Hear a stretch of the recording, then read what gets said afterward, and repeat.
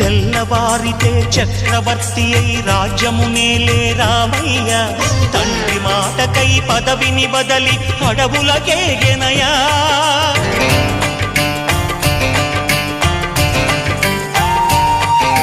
మహిలో జనులను కావగ వచ్చిన మహావిష్ణు అవతారమయ్య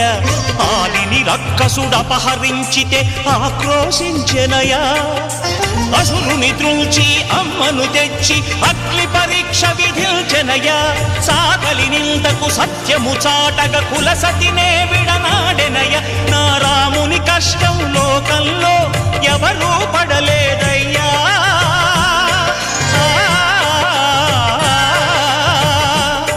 నా రాముని కష్టం లోకంలో ఎవరూ పడలేదయ్యా సత్యం ధర్మం త్యాగంలో అతనికి సరిలేరయ్యా కరుణా